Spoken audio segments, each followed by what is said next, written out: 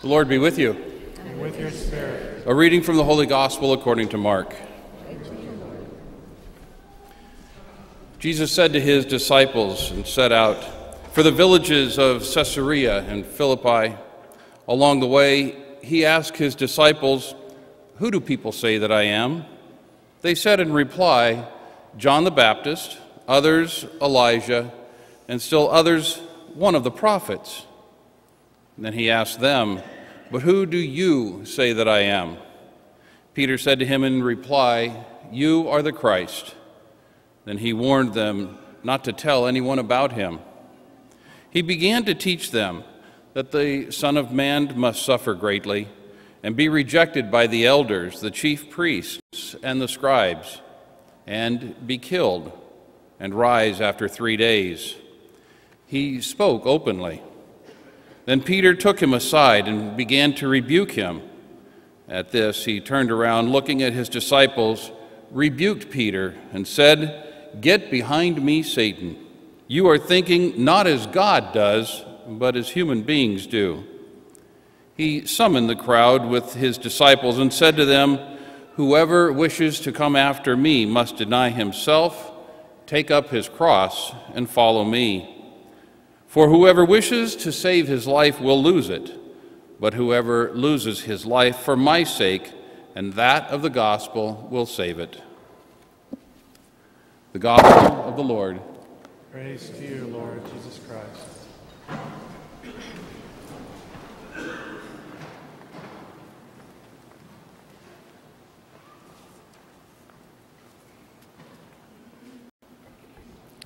In the Gospel, Jesus asks his disciples for the perception of the crowds towards him. Who do people say that I am? And he gets a wide variety of answers from his disciples. And to some extent, when Peter finally answers, he answers correctly, more or less. Peter says, "You are the Messiah." In Matthew's account of the same encounter, Peter adds, "You're the Son of the living God." So you're the Messiah, you're the Christ, you are the Son of the living God. And that's the correct answer, more or less. Because he sees that Jesus is not just human, he's divine as well. He's more than just a prophet. So you are the Messiah, you are the Christ.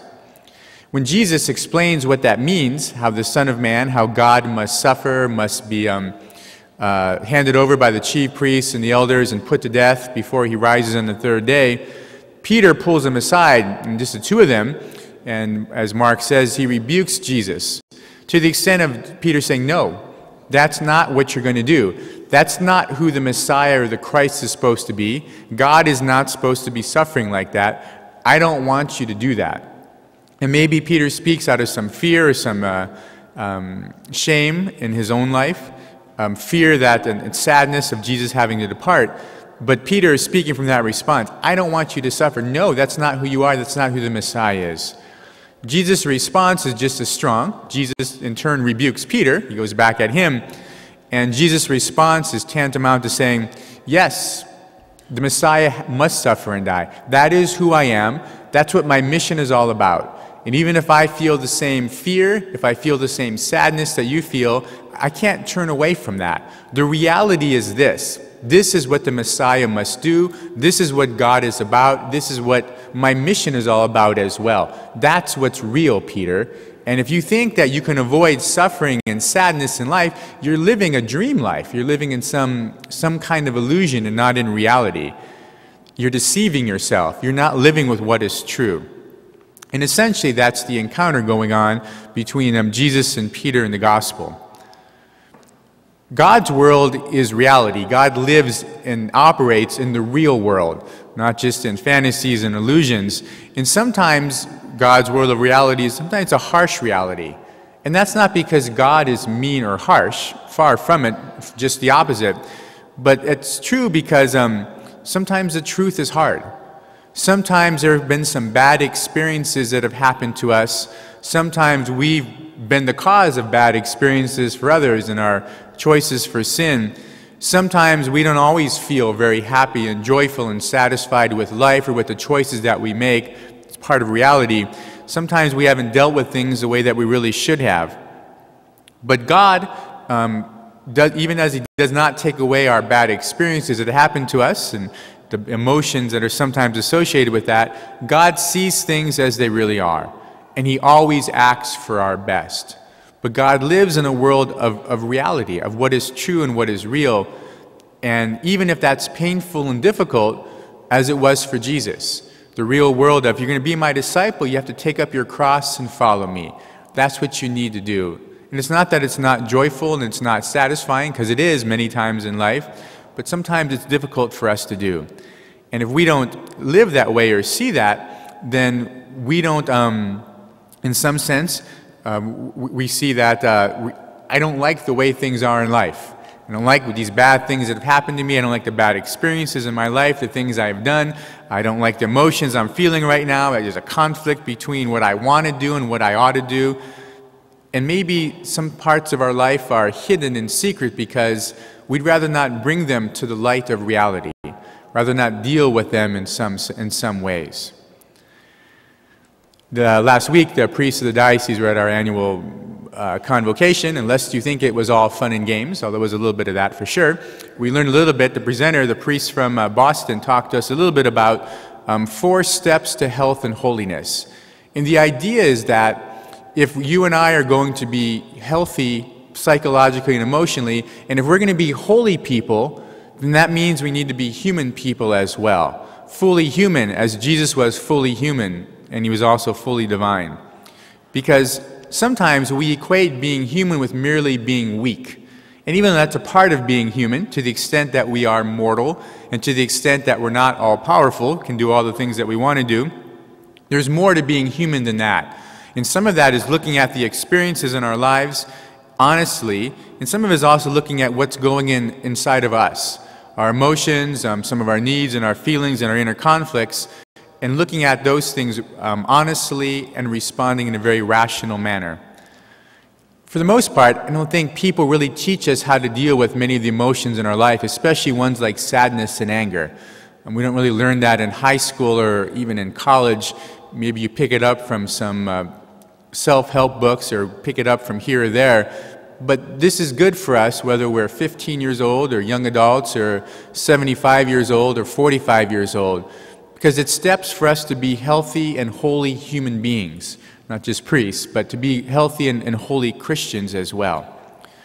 And so the first step in that is to tell the truth without denial or illusion, but also without judgment or blame.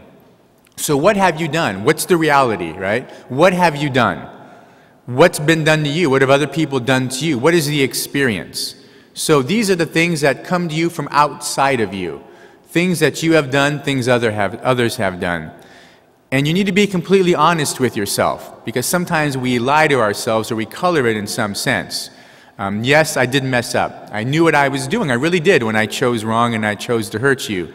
Or yes, that horrible thing did happen to me. And there's no way that I can explain it away because it really did happen. That was a bad experience in my life.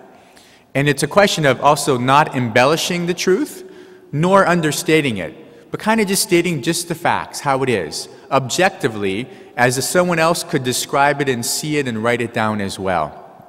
So what happened to you, and what have you done as well? It's kind of a very sober reality. Right? This is just the way that it is. And I may not be proud of it, I may not like it, but this is reality. And I'm not going to run away from that. And so you tell the truth with no denial. This didn't happen to me, or no illusion. Oh, it was just fine. It wasn't as bad as it sounds. It wasn't that bad at all. No, you say how it is. But you do that without judgment or blame. It's this person's fault that this happened to me, or it wasn't my full responsibility what I did, or without judgment as well. It was an evil person that did this to me. This was the worst experience of my life. You're not making any judgments on people. You're not judging the experience either. Just describe the experience, see the experience as it may have happened. So you're telling the truth in your life, right? These are my sins. These are the things I fall into. These are the things that I can't quite overcome. These are some of the bad decisions that I continue to make in my life, whatever it might be.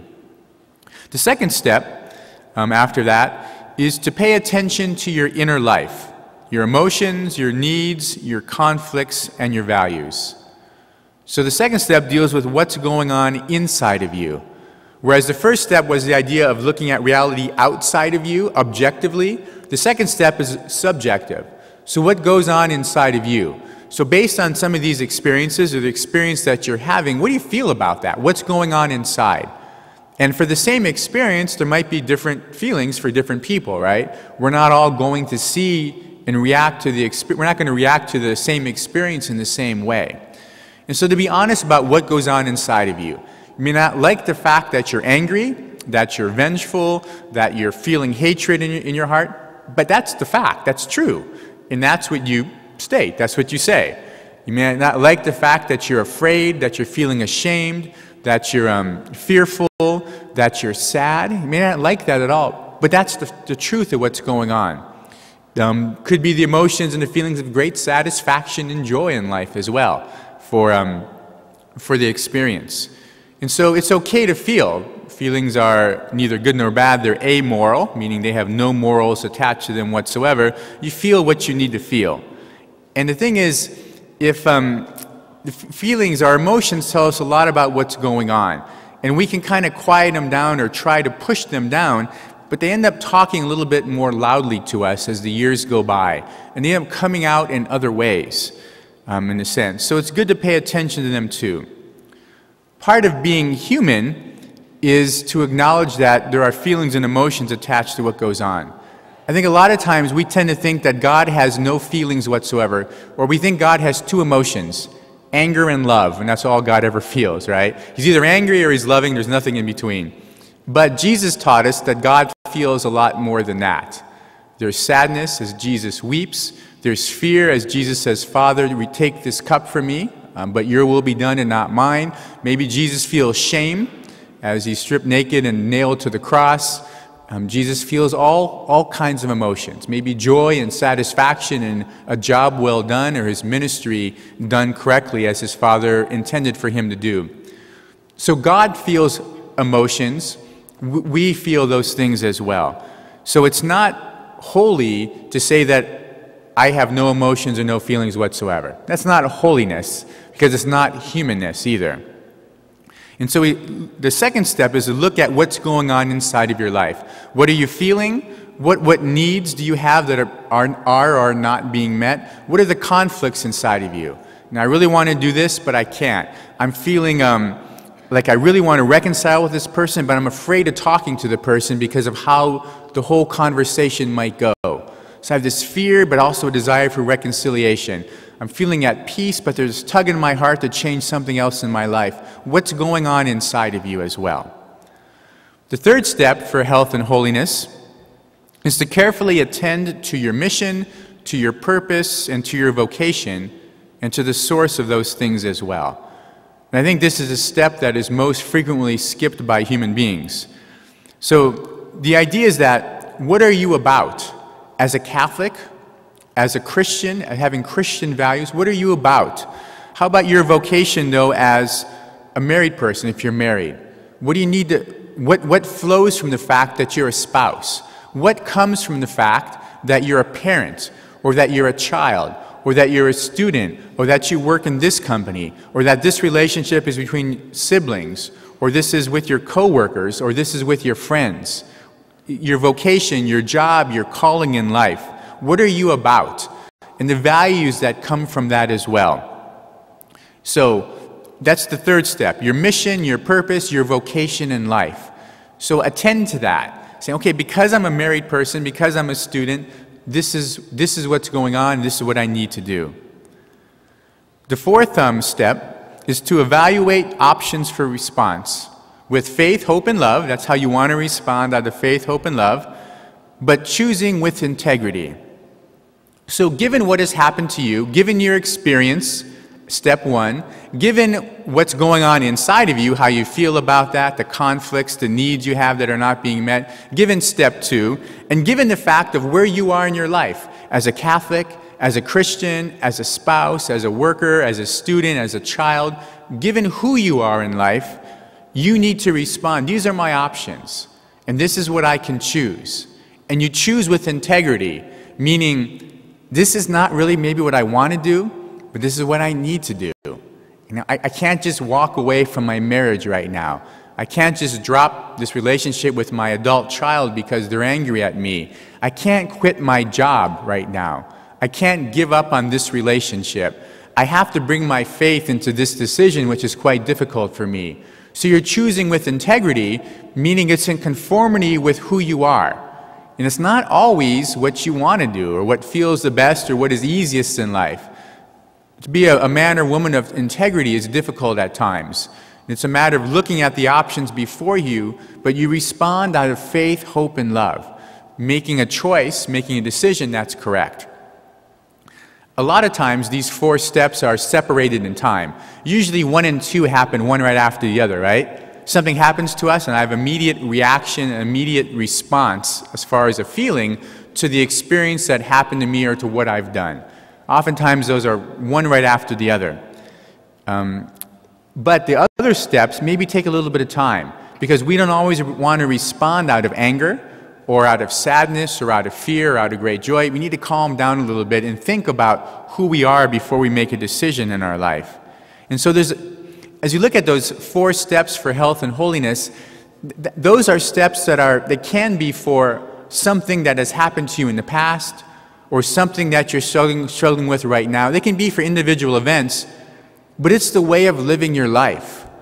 In moving from denial and illusion to reality. So this is what's really going on in my life. And to be healthy, I can't have my whole life hidden and secretive. I need to be honest and bring some things to light in my life. I can't just be living a complete lie all the time. I can't be this person here and another person somewhere else.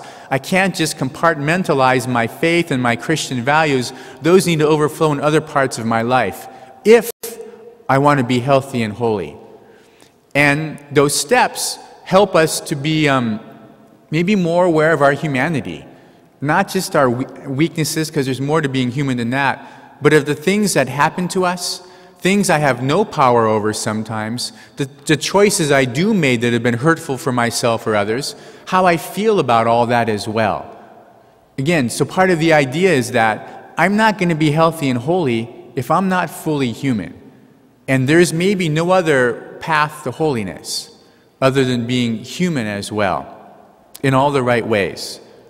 So we go back to Peter in the gospel. Peter's had the experience, step 1, of Jesus saying the Son of Man must suffer greatly, must be crucified, die before he rises on the 3rd day. And maybe Peter has the accompanying emotions of fear and sadness.